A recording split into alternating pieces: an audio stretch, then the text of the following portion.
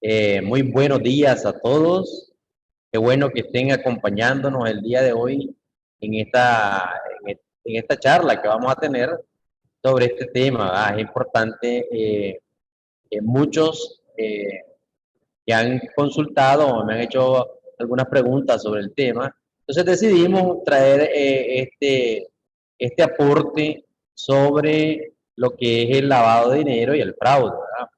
Y precisamente lo que todos los contadores debemos conocer.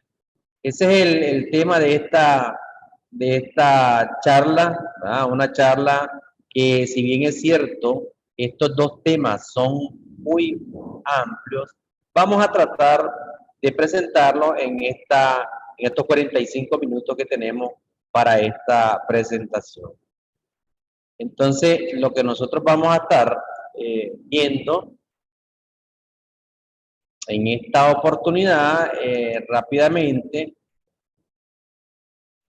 primero el lavado de dinero, de qué es y cuáles son sus etapas. Es una parte muy importante que no todos como decimos, a estas alturas del partido, pues dominamos de manera, podríamos decir, conscientemente, de manera eh, con un conocimiento bien amplio y específico de este tema. Después tenemos el tema de fraude. ¿Cuáles son los principales esquemas de fraude? ¿Verdad? Y ahí vamos a ver el árbol del fraude. Les repito, estos temas son temas amplios.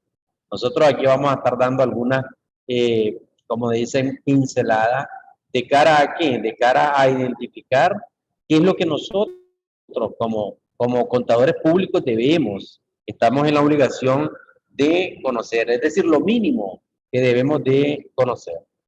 Como tercer tema tenemos la debida diligencia, es decir, qué cosa es conocer al cliente verdaderamente, ¿verdad? Cuarto tema que vamos a estar es la parte de los ingresos. Es el principal rubro de riesgo de lavado de dinero y fraude. Y ya lo vamos a estar viendo a mayor detalle. El otro punto importante es conocer un poco sobre estas leyes, sobre el tema de prevención de lavado de dinero. Precisamente porque somos la mayoría que nos dedicamos a esto de la contaduría pública, pues también somos sujetos obligados por esas mismas leyes. Y por último, pues una reflexión, vamos a estar ahí entre todos, vamos a llegar a algunas conclusiones y algunas reflexiones sobre lo que es eh, este tema de prevención del lavado de dinero y también la prevención del fraude como una profesión multidisciplinaria. Entonces, estos van a ser los temas que vamos a estar desarrollando. Espero que nos dé el suficiente tiempo para poder cubrirlo. Y lo que vamos a hacer es, yo voy a ir haciendo la presentación y si van teniendo preguntas, ¿verdad? La semana pasada creo que hasta el final empezaron a preguntar. Es importante que las preguntas las ubiquen o las hagan en el apartado o en el menú que dice Q and A, es decir, preguntas y respuestas. Ahí vayan poniendo sus preguntas y en el chat pues ponen los comentarios y todo lo que quieran mencionar. Pero las preguntas específicas, por favor, les voy a pedir que nos apoyen con eso y la hagan en la medida que vayan surgiendo, ustedes las van poniendo en el chat para que las podamos abordar al final de la presentación o en el momento, ¿verdad? Que vayamos viendo cada uno de los temas. Bien, iniciando ya con la primera parte. ¿Qué cosa es el lavado de dinero? Yo sé que para muchos esto es un tema bastante sencillo, ¿verdad? Que lo pueden o que lo manejan perfectamente, pero tal vez algunos colegas que están iniciando en su desarrollo profesional, tal vez no lo dominan muy bien. Entonces, decíamos que el lavado de dinero es, ¿verdad?, la intención de ocultar o disfrazar la verdadera fuente o propiedad del dinero. Pero ¿con qué característica? Que este dinero del que estamos hablando es obtenido de manera ilícita, es decir, es producto de un delito. Entonces, todo aquel que trate, no solo que quiera que, que, eh, que lo haga, sino que intente, con solo el hecho de intentar, darle una apariencia legal a un dinero que se obtuvo de manera ilegal, ya está cometiendo el delito de lavado de dinero, ¿verdad? Entonces decíamos que también puede provenir originalmente, allá hace unos 20 años, 25 años, 30 años, se asociaba directamente el lavado de dinero únicamente con con el narcotráfico. Pero después se vinieron haciendo los diferentes estudios y se llegó a la conclusión de que cualquier delito que produce el dinero y este quiera ser tratado como dinero legal o darle una apariencia de legal, pues entonces se considera lavado de dinero. ¿De acuerdo? Dentro de ellos tenemos el tema de fraude.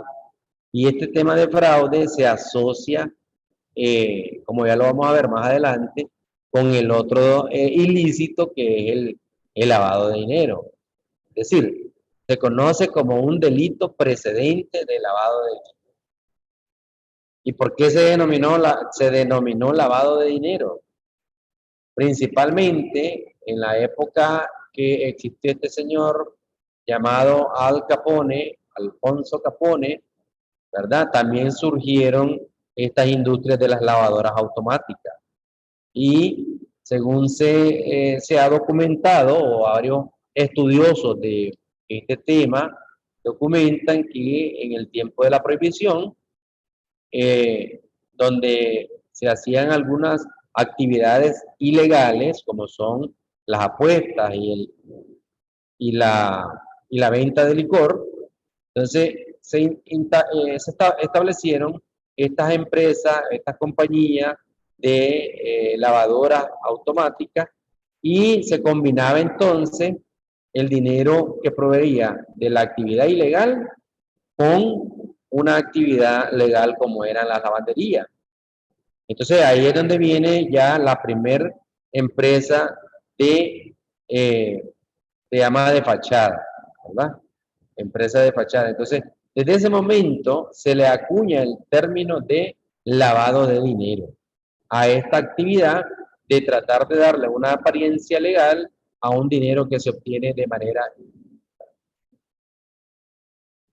Y tenemos la pregunta que siempre hacemos, ¿va? ¿Existe el lavado de dinero en nuestro país? Nos preguntamos, ¿verdad? ¿Será que existe? Entonces, ahí muchos podemos decir que efectivamente,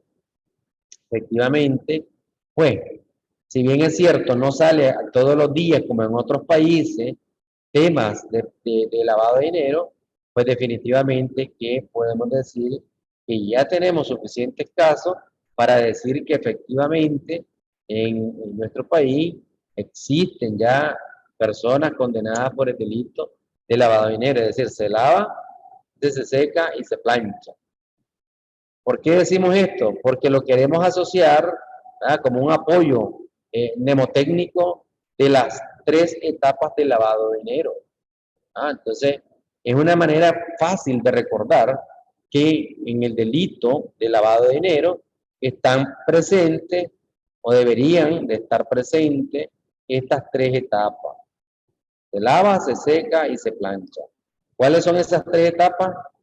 Son, primero, la colocación, que es donde se introduce el dinero obtenido de manera ilegal, ilícita, al sistema financiero de un país, ¿verdad?, de una región, etc. La primera etapa es, tenemos un dinero que se obtuvo de manera ilícita y para poder lavarlo tiene que entrar al sistema financiero de ese país.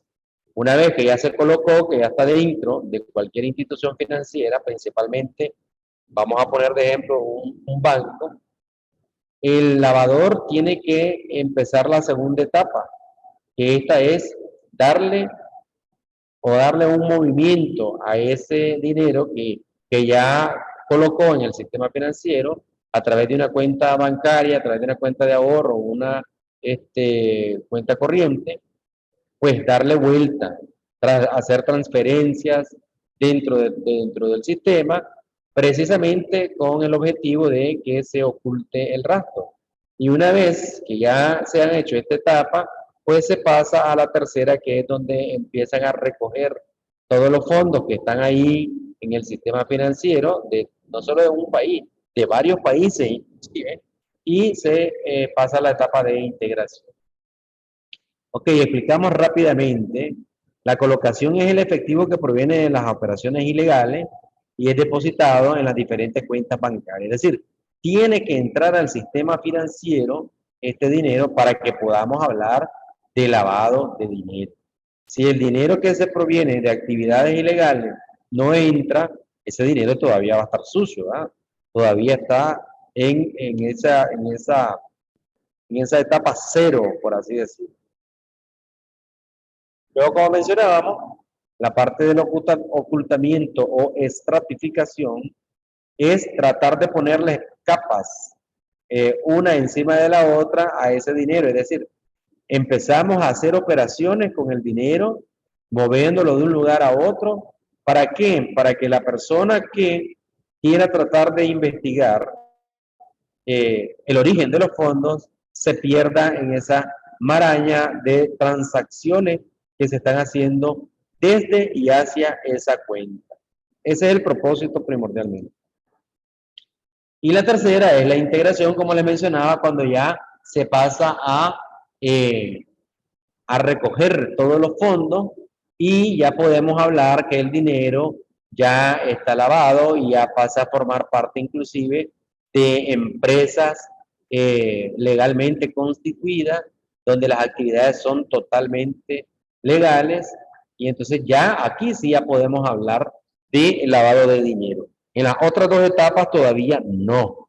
¿Por qué? Porque definitivamente cualquier investigador, si solo lo colocó, si el lavador solo introdujo el dinero a una cuenta bancaria y el investigador o las unidades, el supervisor, los que están combatiendo este delito, hacen las averiguaciones correspondientes, pues definitivamente que sí van a dar con la persona, el lavador de dinero, porque van a establecer que el origen de los fondos es un origen de naturaleza ilegal totalmente. Entonces tienen que darse las tres etapas para que podamos hablar de lavado de dinero. Y aquí, si bien es cierto, no tenía esto dentro de mi agenda, es importante hacer una distinción.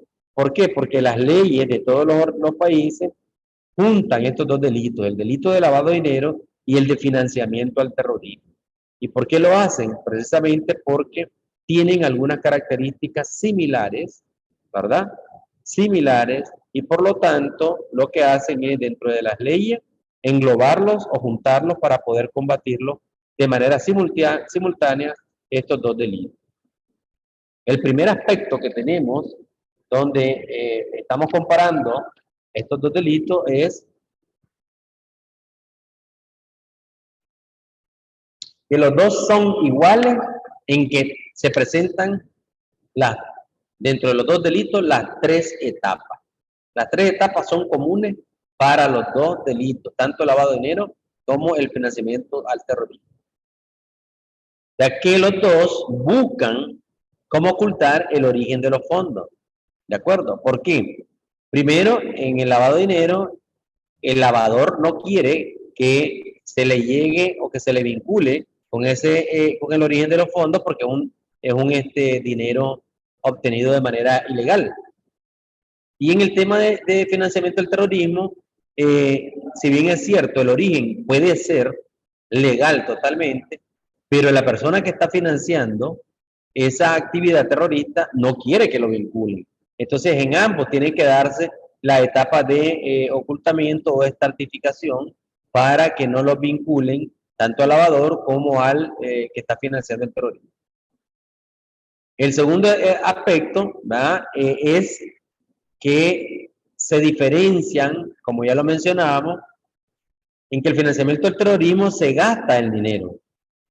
Es decir, la persona puede obtener el recurso o el dinero de forma legal o ilegal, no importa, pero al final termina gastándose. No es para reinvertir, mientras que el lavado de dinero sí lo que persigue es darle una apariencia legal para obtener ese dinero y poder hacer actividades legales con él, ¿verdad? Entonces es para reinvertirlo, mientras que en el financiamiento del terrorismo ese dinero se va a gastar definitivamente.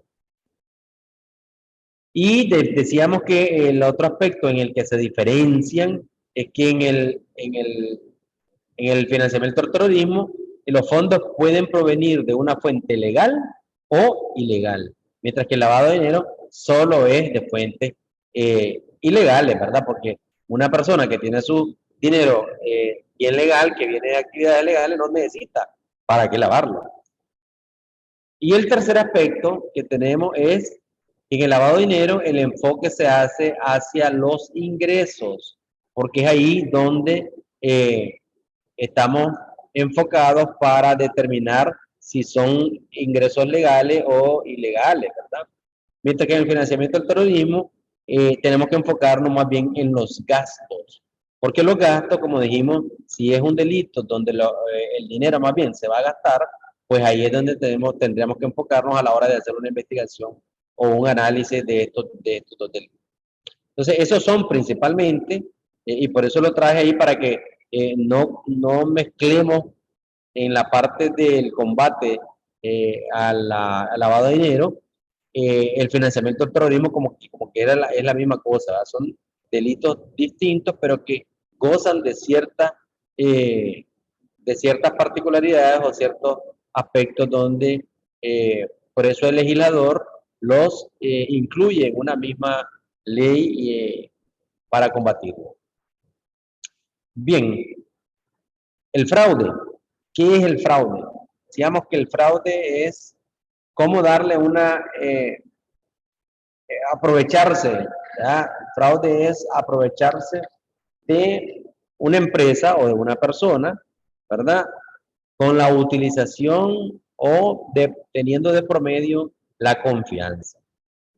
Y en este caso, los principales esquemas de fraude los vamos a ver a través del árbol del fraude, que lo diseñó la Asociación de Examinadores de Fraude desde la primera vez que envió una encuesta a los examinadores de fraude, allá más o menos por el año 90, 96, ¿verdad? Y se obtuvieron estos diferentes esquemas. Principalmente, el árbol del fraude tiene tres grandes ramas: la corrupción, la malversación de activos y el fraude en los estados financieros, en la cuenta fraudulenta, que es lo que vamos a estar viendo más adelante. En la parte de corrupción ha sido uno de los esquemas que están bien vinculados. Decíamos que en el lavado de dinero hay delitos precedentes y uno de ellos es el fraude. Y dentro del fraude, la parte de la corrupción. Ya hemos visto varios casos, o se han estudiado varios casos, donde primero se da la corrupción genera un dinero que es ilícito y no solo es una simple mordida, sino que estamos hablando de fraudes gigantescos, donde el volumen o el monto de estas retribuciones son significativas y por lo tanto, ¿verdad? Y sobre todo en las áreas estatales, esto tiene que buscar esta persona cómo lavarlo. Entonces, ahí hay una similitud podríamos decir, convergen estos dos delitos, el lavado de dinero y el fraude. Y el otro que también lo vamos a poder ver es el tema de fraude en los estados financieros.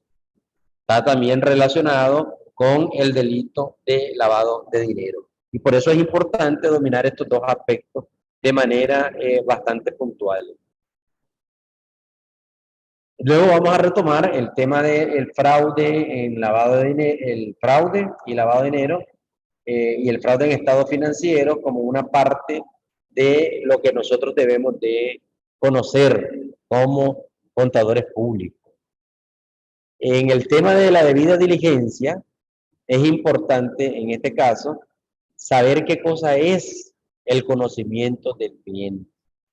Ahí tenemos una situación bastante no muy clara, ¿verdad? Porque muchos dicen, establecen, conocer al cliente solo es, así, tengo este cliente, se llama la empresa XYZ y se dedica a vender zapatos o vender ropa o cualquier cosa, ¿verdad? Entonces, ¿qué sucede? Como ya vimos al inicio, se acuñó el término de lavado de dinero a través de una compañía pantalla, es decir, una mampara, como fueron las compañías de las compañías de lavado de ropa. Entonces, cualquiera que mire esa compañía de lavado de ropa, sí, le voy a hacer la auditoría o trabajo para la compañía esta que lava ropa. Entonces, no solo es hasta ahí el conocimiento del cliente. Conocer al cliente va más allá. ¿Ah? Si estamos hablando desde el punto de vista de una auditoría de estado financiero, la misma normativa, como ya la vimos la semana pasada, de control de calidad y las mismas normas internacionales de auditoría, nos exigen que nosotros debemos conocer al cliente. Conocer al cliente es cuánto tiempo tiene de estar en el mercado, cuáles son las actividades realmente que está desarrollando, ¿verdad? ¿Dónde quedan sus instalaciones? ¿Quién es el personal que elabora para el cliente? Y además de eso, ¿quiénes son los clientes de ese cliente que yo voy a atender? De tal manera que no nos quede en la más mínima duda que las actividades que realiza el cliente al cual estoy brindando mis servicios son actividades completamente legales. ¿Y qué sucede aquí? Que muchas veces, y desde el punto de vista de auditoría, le hacemos la auditoría a una empresa y esta empresa, a su vez, tiene partes relacionadas a las cuales no estamos auditando.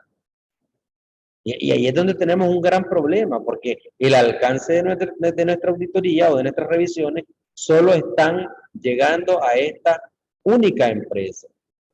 Y en muy buena teoría deberíamos de entender cuál es su verdadera relación con las otras empresas. Entonces, si ustedes se fijan, no es tan sencillo como decir, sí, yo le hago la auditoría a la empresa X, Y, Z y ella se dedica a tal cosa y ya la conozco. O sea, el debido conocimiento del cliente, esa debida diligencia va más allá de solo una llamada por teléfono o una simple búsqueda en internet rápida y ya. Hay que visitar al cliente, entrevistar al cliente, conocerlo verdaderamente, ¿verdad? Es decir, como decimos nosotros en buen nicaragüense, conocer a dónde le chime el zapato al cliente para poder darle las respuestas correctas desde nuestra perspectiva, desde nuestra visión profesional, nuestro servicio, que sea integral, ¿de acuerdo? Y entonces también hablamos de la visión de negocio. Muchas veces solo nos quedamos con las cifras en los estados financieros y me estoy refiriendo en este caso muy particular a lo que nos dedicamos a hacer auditoría. Solo nos quedamos con la cifra y esto y hasta ahí nomás. Y no vamos a lo que es el negocio como tal del cliente. Es decir, el entorno, quiénes son sus principales competidores, cuáles son esas fuerzas que pueden obligarlo a él a alterar de alguna manera los registros contables, ¿verdad? A alterar de alguna manera los registros contables. No solo por el tema de fraude en el estado financiero, sino también ligado a ciertas actividades de lavado de dinero. Entonces, como les decía al inicio, estos temas son bastante amplios. Aquí solo queremos dejar una inquietud de que si nosotros estamos verdaderamente cumpliendo con la debida diligencia que nos exige Fíjense bien, nos exige el código de ética en la parte de sus principios fundamentales, como es tanto el comportamiento profesional como también lo es el principio de competencia profesional. Ok, siempre con el tema de debida diligencia. ¿Por qué es que a nosotros nos llamaron nos llamaron los porteros? ¿Verdad? Es un tema importante. Y precisamente por eso es que somos sujetos obligados. Recuerden que la profesión de contador público y la profesión de abogados somos los que tenemos fe pública. Y la fe pública es una situación en la que cualquier documento que nosotros emitamos, ¿verdad? Tiene, es decir, ya es, como podemos decir, ya algo, ya es ley, y es un sello de una profesión que tiene fe pública. ¿Y qué pasa entonces? Que allá por los años 90, básicamente, cuando comienza todo esto, en la Comunidad Económica Europea, cuando se están dando todas estas uniones, empiezan a haber algunos organismos, ¿verdad? Inclusive el AFI, el Grupo de Acción Financiera Internacional, y empiezan a analizar todos los temas de lavado de dinero y cómo combatirlo, y se van dando cuenta que la etapa de la colocación está siendo vulnerada o está siendo apoyada por estas dos profesiones, por estas profesiones que son profesiones designadas, se les llama, que son los contadores y los abogados. Y los contadores, ¿por qué? Porque para poder entrar, para poder aperturar una cuenta bancaria en este sistema financiero, necesita esta empresa que le lleven estado financiero auditado o en el menor de los casos, ¿verdad? Que vaya certificado. Entonces, los, los, los abogados hacen la escritura de constitución de una empresa, dicen que se va a dedicar a la compra y venta de tal y tal y tal cosa, y la crean, pues. Ya le dan una figura jurídica con la cual puede llegar el lavador de dinero a una institución financiera y solicitar que le aperturen una cuenta porque va a hacer una actividad que a toda que normalmente es una actividad legal, ¿verdad? Como una persona jurídica independiente. Entonces ya se le está abriendo la puerta al sistema financiero a través de la constitución de una empresa, que posiblemente sea una empresa tal vez hasta de maletín, ¿no? Una empresa fantasma, como se llama, o de maletín. ¿Qué quiere decir esto? Que a lo mejor no tiene ni presencia física y ni siquiera hace ninguna actividad. Pero como en ese tiempo todavía las instituciones financieras no estaban en pañales, digamos, esto de la debida diligencia que ellos hacían de ir a visitar in situ las diferentes empresas cuando le estaban aperturando las cuentas. Entonces ellos se conformaban con eso y después también venía el contador y certificaba o auditaba algunos estados financieros, ¿verdad? Creyendo en que el lavador de dinero, ¿verdad? Era un empresario legal y se ganaba sus centavitos, su dinero, que no eran ni tan centavitos, eran centavotes, y ya con esto, con estos dos instrumentos, podían aperturar la cuenta bancaria.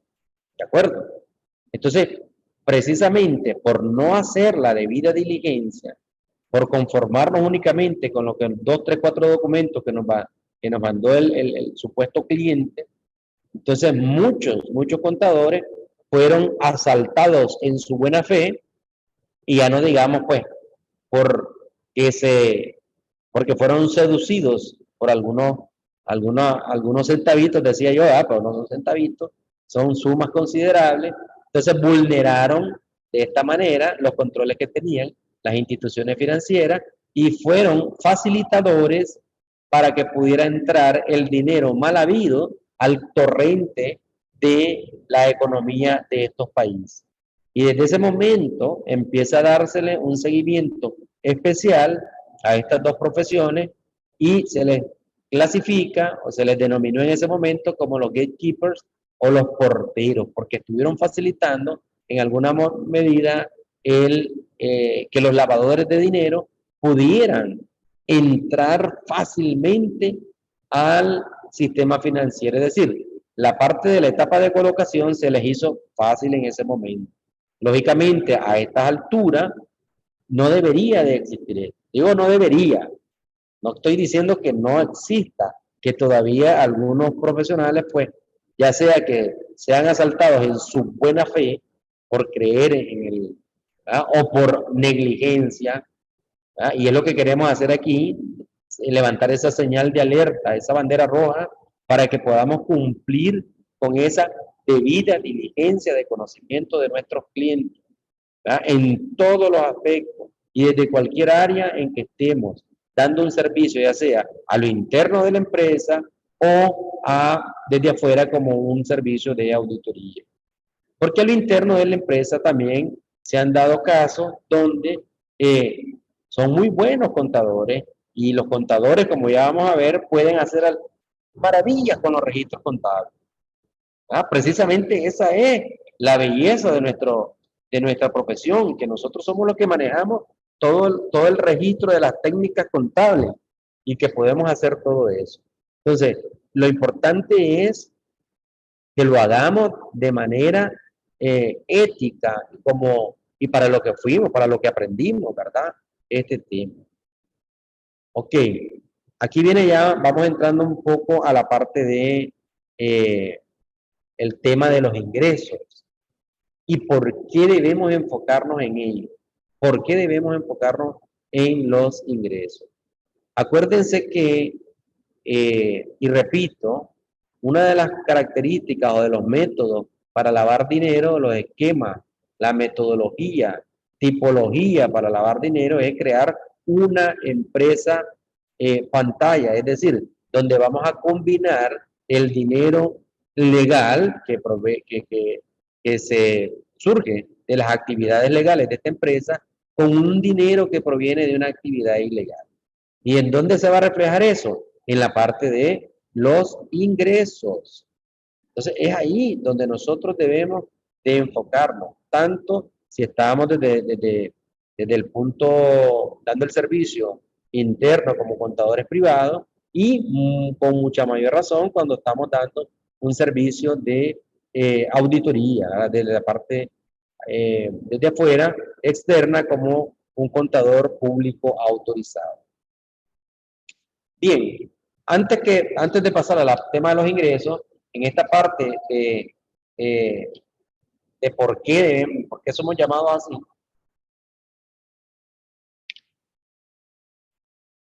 y por qué debemos hacer una debida diligencia de conocimiento del cliente, es porque somos fedatarios públicos. Y aquí es un tema importantísimo de reflexión. Todos han visto la película todos creo que hemos visto la película del Hombre Araña. Y le dice el tío al Hombre Araña, le dice que todo gran poder conlleva una gran responsabilidad. Y qué bonito es decir yo soy CPA. Nos sentimos orgullosos de decir somos CPA. Pero verdaderamente ese poder que tenemos lo estamos ejerciendo con la ética y como corresponde. Es un tema que hay que reflexionar. El CPA es un privilegio tenerlo, es un orgullo tenerlo. Yo sé que cuesta obtener un CPA, precisamente porque cuesta obtener esa certificación como contador público autorizado, es que debemos de mantener estos estándares a niveles de calidad necesario, ¿verdad? Necesario, precisamente para que no nos estén calificando como porteros, como facilitadores del delito de lavado de dinero. Ya sea puede darse por dos situaciones. Uno, porque ya se inclinó, fue seducido por el lado oscuro de la fuerza y entonces ya está trabajando con los lavadores. Y dos, porque no cumplimos con nuestra debida diligencia de prepararnos bien, de conocer bien estos temas de lavado de dinero y de fraude, y entonces nos asaltan en nuestra buena fe, ¿verdad? Como dicen, y nos utilizan, porque no estamos debidamente capacitados en estos temas. Entonces, insisto, es importante y principalmente, todos aquellos que somos CPA debemos de estar enfocados en el combate o la prevención al delito de lavado de dinero. ¿De acuerdo? Eso es importante. No es sencillo. Muchos, inclusive a mí me preguntan los estudiantes, profesor, yo quiero ser CPA, ¿cómo hago? Bueno, y ahí tenés que primero obtener la competencia profesional, que se obtiene por dos vías. La primera estudiando, como lo hacemos todos, ¿verdad? En las universidades, sacando los posgrados, las maestrías, etcétera. Y la segunda es con la experiencia que vamos teniendo. Ahí es donde se forja el juicio profesional, ¿verdad? Y el conocimiento con la experiencia, es donde vamos obteniendo esa competencia, ¿verdad? Entonces, es importante eso. Con referencia al tema de los ingresos, ya decíamos al inicio en el árbol del fraude que dentro de los fraudes en estado financiero tenemos 5 categorías. Están las 3 grandes ramas del árbol del fraude. Una es corrupción, la otra es malversación de activos y la otra es fraude en estado financiero. Ya hablamos que sobre el esquema de fraude por corrupción es uno de los delitos precedentes de lavado de dinero y por lo tanto debemos de conocerlo. Ahí hay varios esquemas que por razones de tiempo pues no nos vamos a tocar en este momento. La otra rama del fraude es fraude por malversación de activos y ahí básicamente es hacer un uso incorrecto de los activos.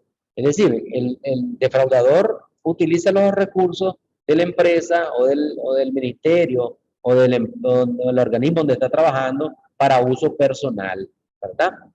Para uso personal. Pero ya se ha visto que el tema de fraude por malversación de activos son montos muy pequeños que no necesariamente necesitan ser lavados, pues se gastan automáticamente, el perpetrador los gasta, los consume, invita a sus amigos, etcétera, y no es con el propósito de acumularlo.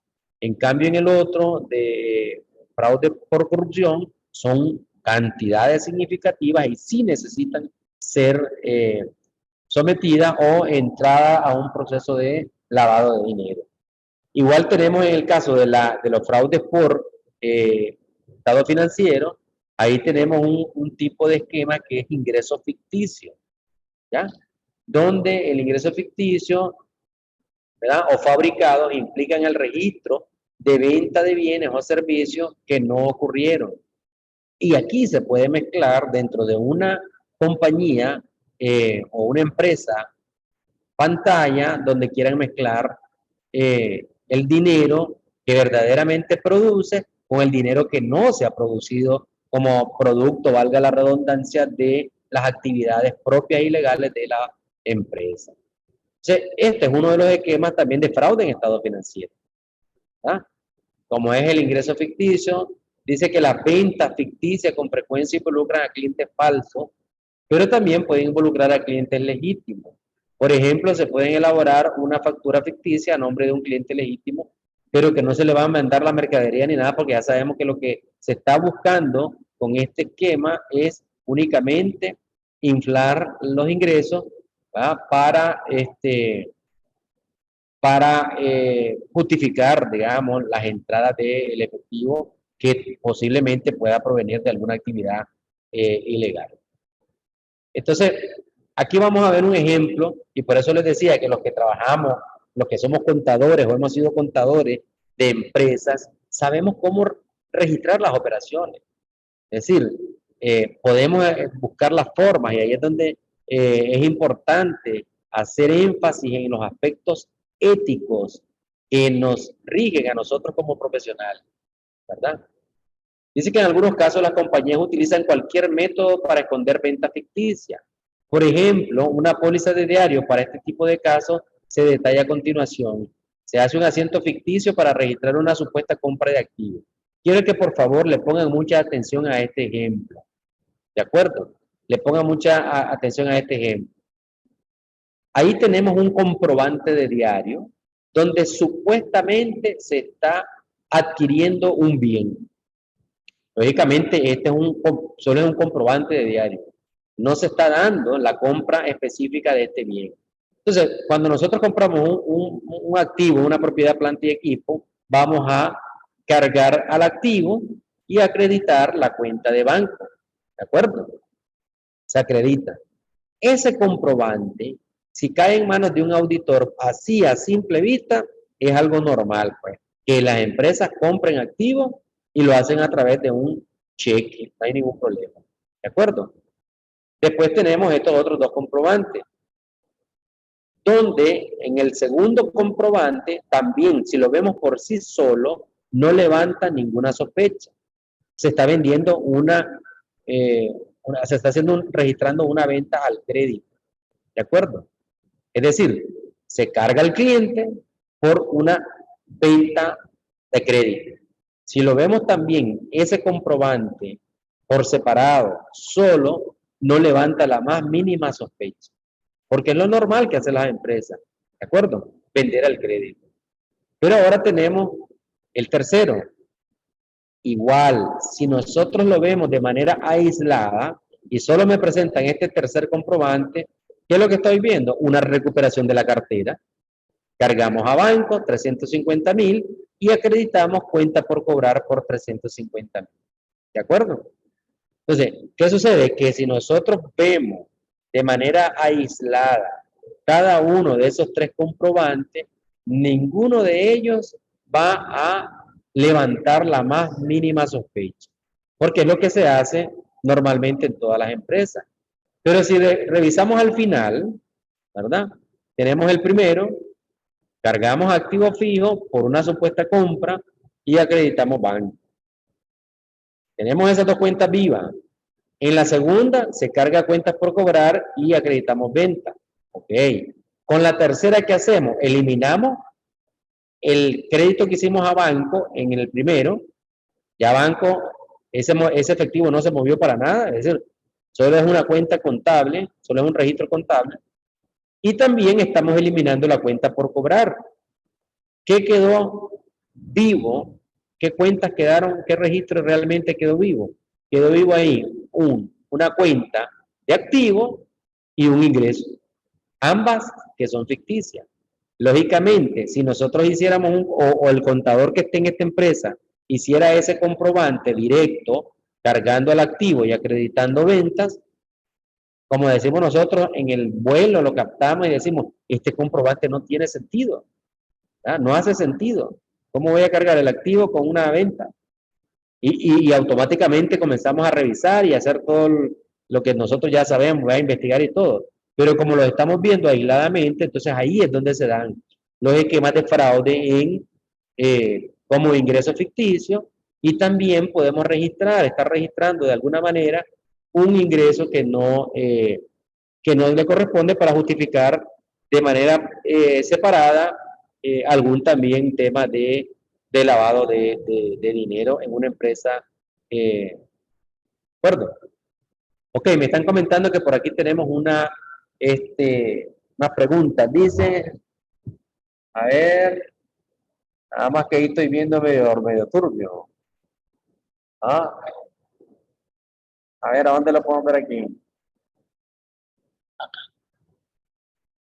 Ok, vamos a tomar aquí exactamente. Tenemos aquí varios comentarios, preguntas. Dice, en Nicaragua hay cooperativas de servicios múltiples. En el caso de los créditos no utilizan el sistema financiero o bancos. En su caso, solo la Caja General reciben los ingresos de los créditos y a su vez entregan de la misma caja el efectivo en vez de cheque. ¿Se puede considerar esta actividad como un riesgo? Bueno, definitivamente que ahí hay un alto riesgo, pero el riesgo que estamos viendo ahí es un riesgo de control interno, porque lo que nos dice el control interno es que todo el efectivo tiene que ser depositado. Ahí es un riesgo de negocio. Tendríamos que analizar más a profundidad este tipo de negocio, porque yo no tendría efectivo disponible. El efectivo es el activo más susceptible de ser sustraído y por lo tanto debe de controlarse a más no poder. Entonces, más que una situación de lavado, pues más bien lo estoy viendo ahí desde el punto de vista de riesgo de negocio, ¿verdad? Porque pueden ser, puede caer un robo, pues hay un asalto, más que del otro tema. Ahí tendríamos que profundizar. No quiero aventurarme a especular un poco más, pero sí hay un riesgo de negocio. ¿De acuerdo? Y acuérdense, lo que estamos viendo ahorita, el primer efectivo que tuvo esta empresa o esta, ¿cómo dicen? Esta servicios de crédito, ¿de dónde vino? El origen de los fondos, que es lo que estamos viendo. Ya después que si me pagó, que si me trajo, eso ya es otra parte. Pero lo primero donde deberíamos de entrar a investigar o analizar es el primer efectivo que se generó para poder dar esos créditos, ¿de dónde se obtuvo? ¿Verdad? Tuvo que haber salido de alguna fuente, y si esa fuente no está clara, entonces sí se corre el riesgo de tema de lavado de dinero.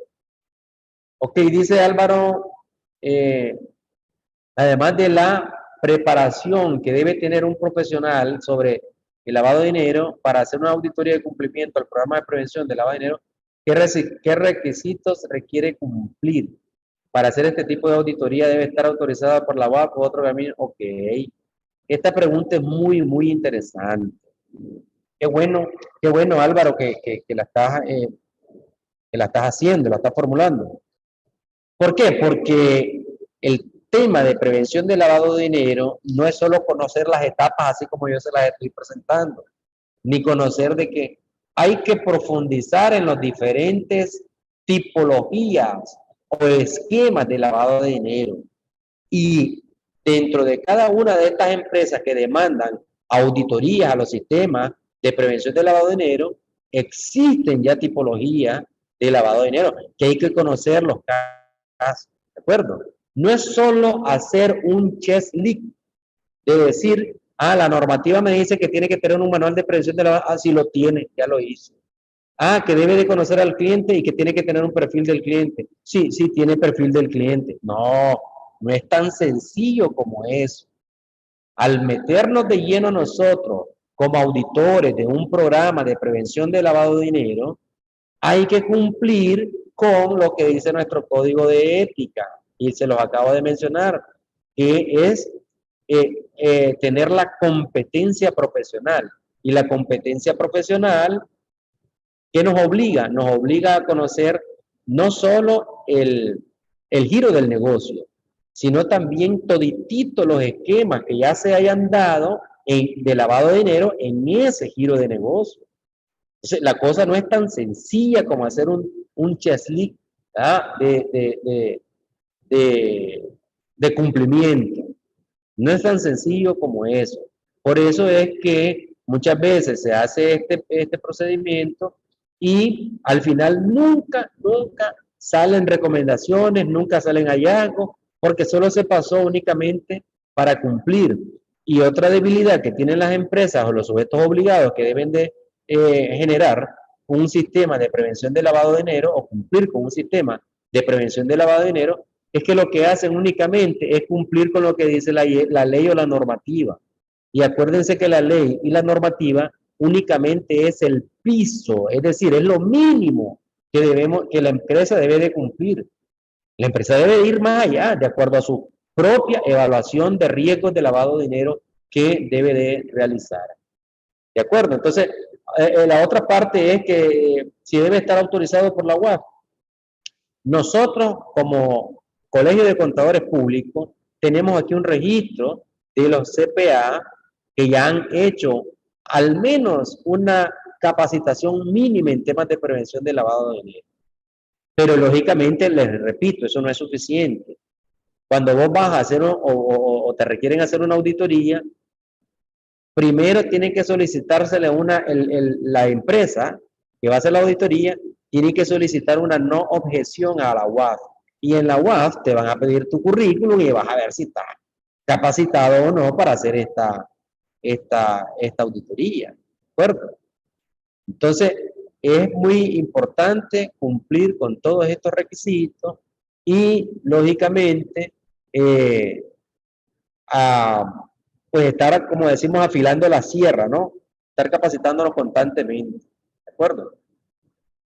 Ok, tenemos otra pregunta. Dice, buen día a todos. ¿Qué sanciones legales administrativas se le pueden aplicar a los contadores que realizan certificaciones con conocimiento de causa a las empresas que tienen...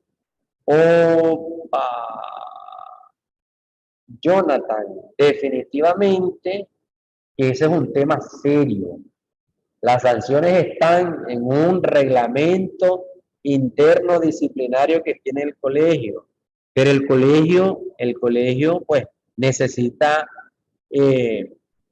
conocer de estos temas para poder aplicar esas sanciones.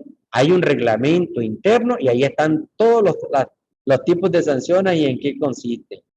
No nos vamos a detener, ahorita hay un apartado al final por eso, pero sí, definitivamente, que se dice que cuando decimos con conocimiento de causa de esas empresas, ahí estamos diciendo que está siendo cómplice de un delito de lavado de dinero.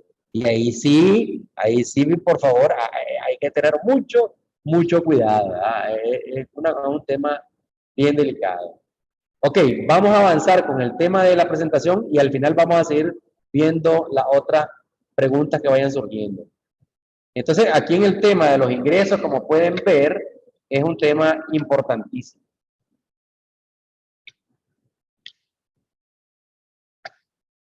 En las auditorías, el tema de los ingresos es un tema que se debe de considerar de alto riesgo, porque el auditor al final va a emitir una opinión sobre la razonabilidad de las cifras en los estados financieros. Y si no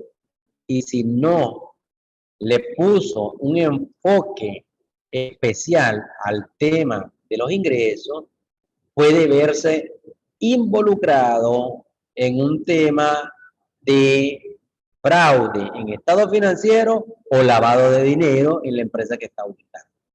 ¿De acuerdo? Precisamente por lo que están señalando ahí. Entonces, no es solo, por eso es que es delicado esto de estar haciendo certificación, porque los usuarios de estos documentos, cuando miran el sello de un CPA, dicen, si ya viene el sello de este CPA, esto quiere decir que está al 100, y tal vez no es así, ¿de acuerdo? Entonces hay que tener mucho cuidado. Bueno, aquí teníamos ya el tema del estudio de las leyes sobre prevención de lavado de dinero. Y casualmente, una de las preguntas que acabamos de contestar tiene que ver con este tema. Repito, nosotros desde hace mucho tiempo a nivel mundial fuimos señalados como cooperadores en el tema de lavado de dinero por aquello que tenemos fe pública. Lamentablemente eso así pasó y como dicen, por uno la pagamos toda. Está como el tema del caso de Enron. Antes de Enron la profesión era totalmente autorregulada.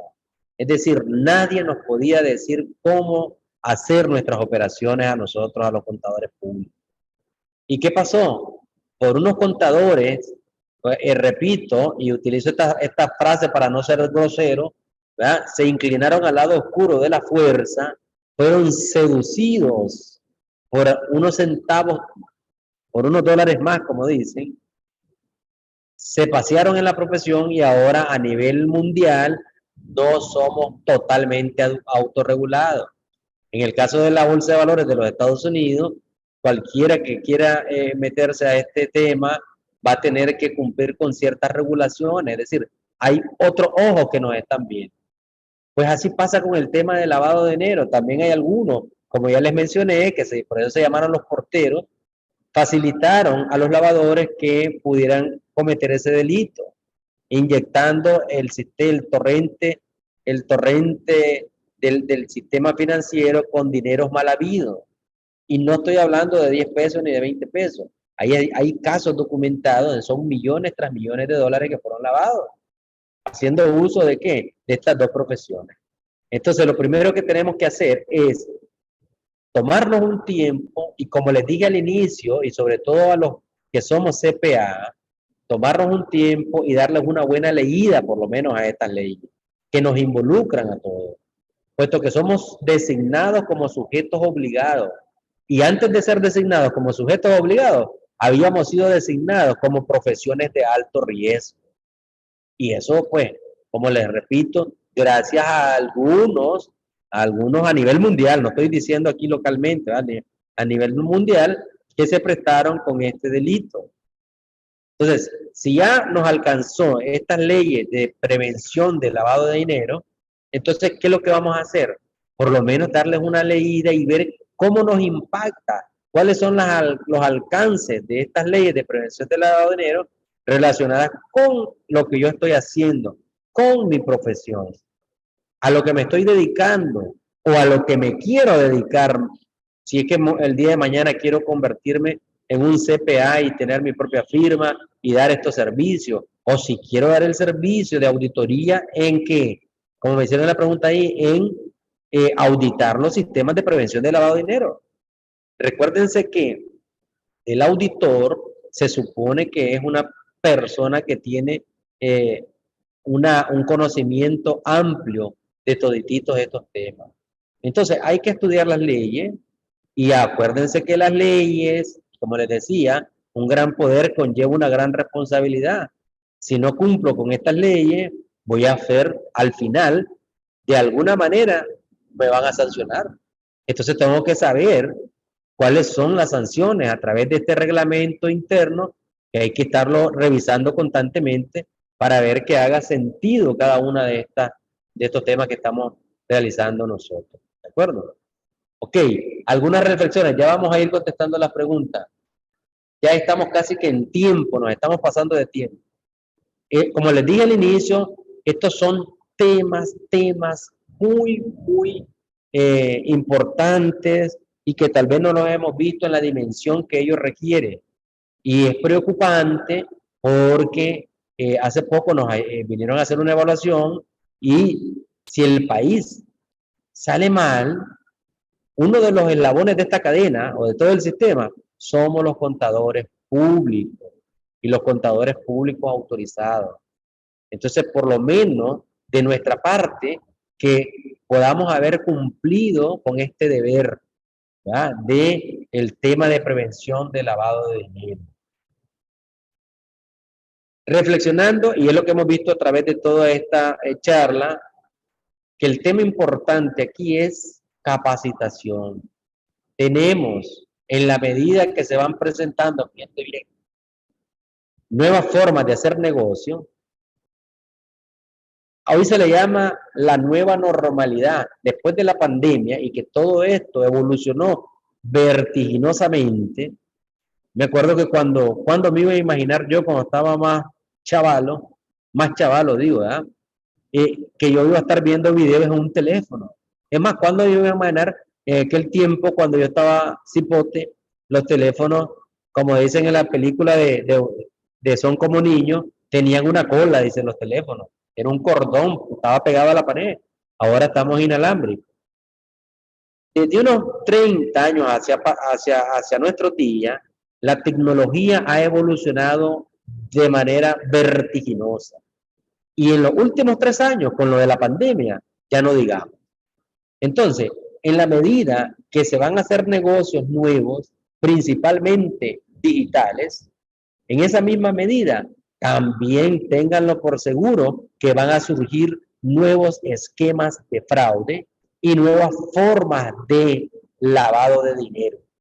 Por lo tanto, nosotros debemos de estar actualizados en todas estas nuevas formas de hacer negocio para poder detectar esas señales de alerta ¿verdad? Y poder prevenir y poder combatir estos dos delitos, que al final, en algunas circunstancias o en algunos esquemas, se van entrelazando, se van uniendo el tema de lavado de dinero y el tema de fraude. Entonces, el tema aquí es capacitación, capacitación y más capacitación. Y aquí hay que tener cuidado, que la capacitación no es solo con esto de la tecnología y el internet, ir a buscar y verme un video nada más de cómo se previene el lavado de dinero. Hay un montón de videos, ustedes los pueden ver y van a, pero hay que tener mucho cuidado, porque al igual que hay muy buena información en el internet, también hay algunos, digamos, personas que quieren hacerlo y que les gusta el tema y hablan de ello, pero que tal vez no lo están haciendo de manera profesional y más bien puede confundirnos en algunas situaciones. A ver, por aquí tenemos una, dice Juan Rafael, una empresa constructora hace legalmente una importación temporal de una maquinaria que le originó ingresos por 2 meses. Cumplió el plazo de la importación temporal, esta maquinaria la regresa a su país de origen. Los ingresos que le generó esta maquinaria no la registró contablemente, ni registró la importación temporal. ¿Esto es fraude o lavado de dinero? Ok. Bien, recordemos que el tema de lavado de dinero es tratar de darle apariencia legal a un dinero que se obtuvo de manera ilegal. Si él tiene una empresa que se dedica a construir y está generando estos ingresos, esos ingresos se suponen, muy buena teoría, con lo poco que estamos viendo aquí, que son originados por el giro normal de la actividad. Él construyó a alguien, vamos a suponer que construyó una casa o algo, ¿verdad? Y generó ese dinero.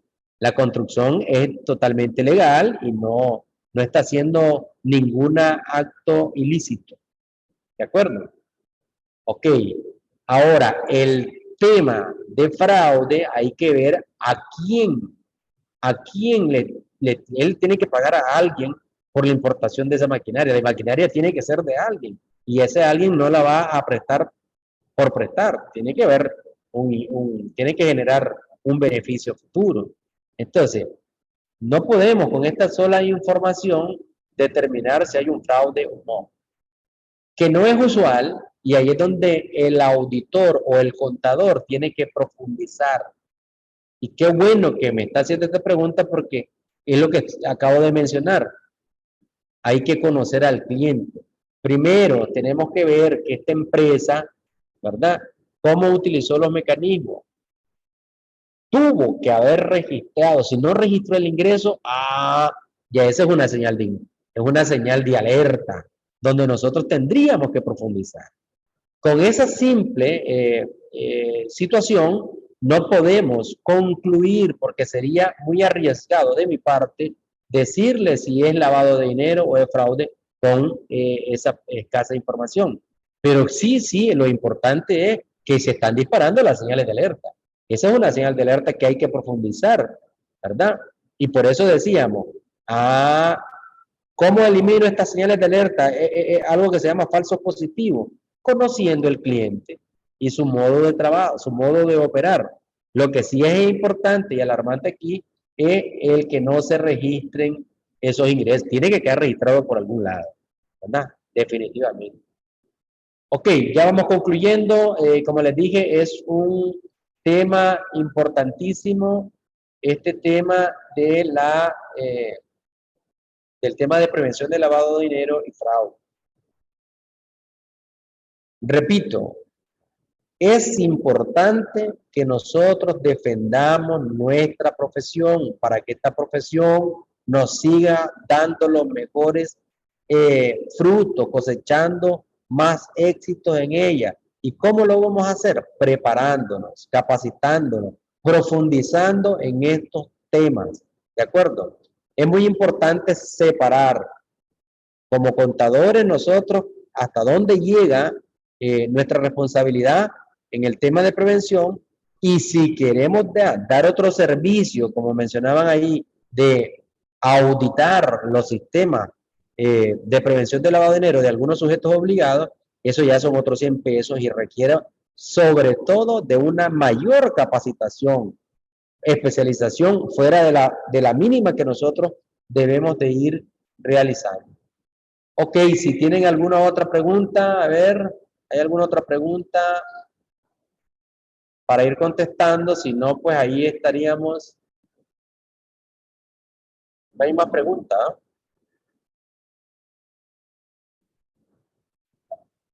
A ver, parte del chat, vamos a ver.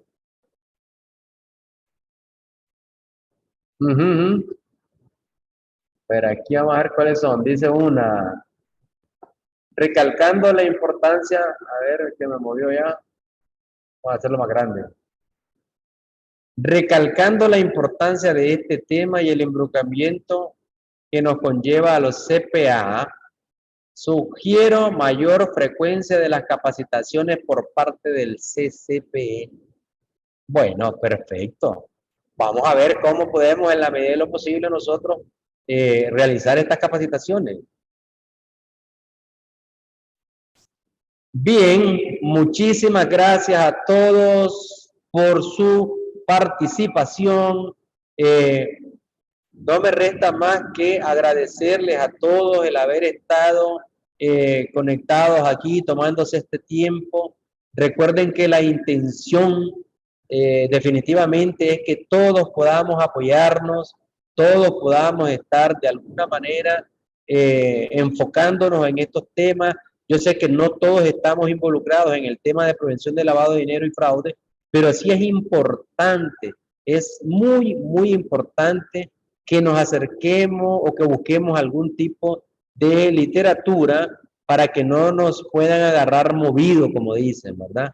Por lo menos tener la base de lo que es el tema de lavado de dinero y el tema de fraude. Y repito esto, con esto quiero concluir. Cuando yo fui presidente del Colegio de Contadores Públicos, estuvimos haciendo una serie de visitas a las universidades para enfocar a los futuros profesionales en el tema de prevención del fraude. Y muchos muchachos me levantaban la mano y me decían, pero ¿cómo es que se hace el fraude? Entonces, lo que hicimos en ese momento fue suspender las capacitaciones en toda la universidad, porque más bien lo que querían era conocer cómo se hacía el fraude para ir a hacerlo. Y la intención de estas charlas es conocer los delitos de lavado de dinero y fraude, no para irnos a ese lado oscuro de la fuerza, sino para prevenirlos, para que nuestra profesión sea una de las profesiones que lucha en contra del tema de lavado de dinero y fraude.